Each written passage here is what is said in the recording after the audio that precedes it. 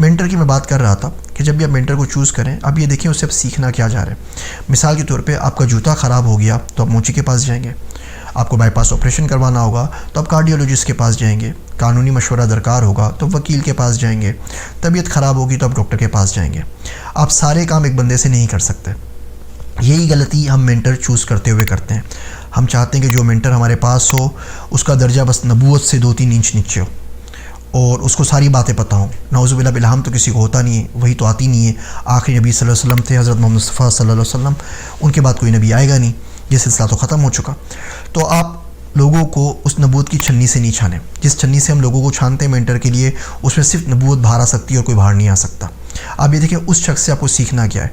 Online business सीखना है, पढ़ाई के मुतालिक पूछना है, स्कॉलरशिप से मुतालिक पूछना है, दीनी मालूमात चाहिए, दुनियावी मालूमात चाहिए, किसी शेयर का पता पूछना है, बिज़नेस कैसे स्टार्ट होना है ये पूछना है, या सोशल मीडिया मार्केटिंग कैसे सीखनी है, और फिर उस शख्स से उतना ही पूछा जाए। इससे ज़्यादा पूछना उस शख्स के ऊपर भी जुल्म है और आपके ऊपर भी जुल्म है। मज़ीद ये कि मेंटर्स के अंदर आप 2-4 चीज़ों को देख लीजिए। पहली चीज़, उस शख्स का वास्ता किससे है, उसके पीछे कौन है। ऐसा नहीं होता कि कोई शख्स ख्वाबों में रातों रात उठ के मेंटर बन जाए, कोई बड़ा आदमी बन जाए। पीछे कोई ना कोई सीरीज़ आ रही होती है, कोई ना कोई उसके पीछे उस्ताद होता है। उसने PhD किए तो किस यूनिवर्सिटी से किए, उसका एडवाइज़र कौन था। अगर वो शेख है तो उसके पीछे उसका शेख कौन था, वो किसका मुरीद है, खिलाफत उसे कहाँ से मिली है। दूसरी चीज़ ये चेक कर लें वो कहाँ से पढ़ा हुआ है, किस यूनिवर्सिटी, किस इदारे, किस जगह से वो पढ़ा हुआ है, कहाँ से इन्फॉर्मेशन आई, एक्सपीरियंस कहाँ से लिया, किन कंपनियों में उसने काम किया हुआ है। तो एक तो बैकग्राउंड चेक कर लें कि उसके पीछे कोई ना कोई ज़रूर होना चाहिए।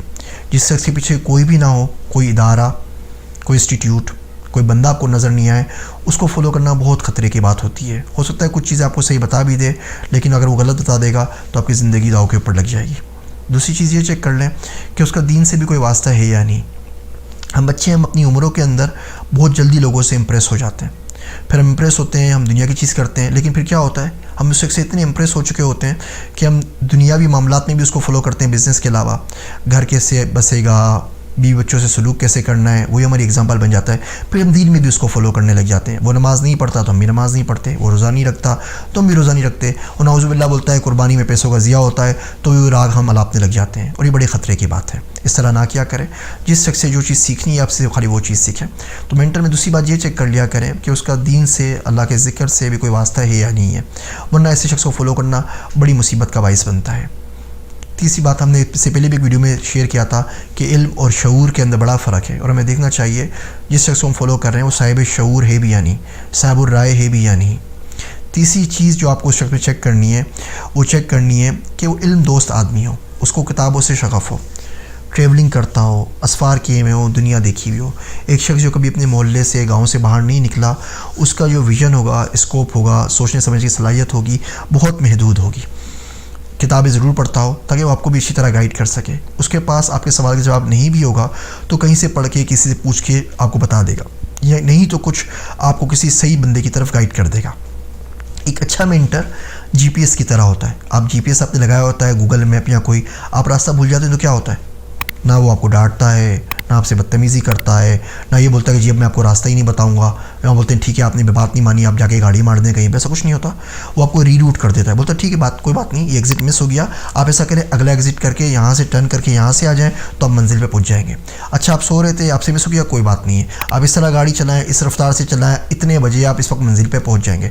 मेंटर का काम सिर्फ आपको रीरूट करना होता है और कुछ भी नहीं। जब आप रास्ता भूल जाते हैं वो घुमा फिर आके आपको वापस आपका रुख मंजिल की तरफ कर देता है। एक अच्छा मेंटर एक नलके की तरह होता है। नलका आपने कभी देखा है, शदीद गर्मी में आप नलका खोलें, उसमें से पानी निकले ठंडा ठंडा आप पीते हैं तो आप बड़ा शुक्र अदा करते हैं। नलके की अगर ज़ुबान होती तो आपका शुक्रिया अदा करता, बोलते हैं भाई अल्लाह का शुक्र आप मेरे पास आए, आपने मुझे खोला, आपके चक्कर में मुझसे पानी निकला। अगर आप नहीं खोलते, साल 2 साल तक कोई नलका नहीं खोलता तो मेरे में काई जम जाती है और लोग मुझे काट के फेंक देते हैं। मेरा काम तो सिर्फ ये खोलने वाले को पानी पहुँचा दूँ। यकीन जानिए जो शख्स अपना इल्म खर्च ना करे उसका इल्म जमा भी नहीं होता। आने वाला अपना रिस्क लेके खुद आता है। आप शागिर्द हैं, आप अपने हिस्से का पानी लेके खुद आते हैं। मेंटर का काम सिर्फ ये होता है वो पानी आप तक पहुंचा दे। उससे नहीं मिलेगा तो आपको तो कहीं ना कहीं से मिल ही जाना है। तलब सच्ची होनी चाहिए।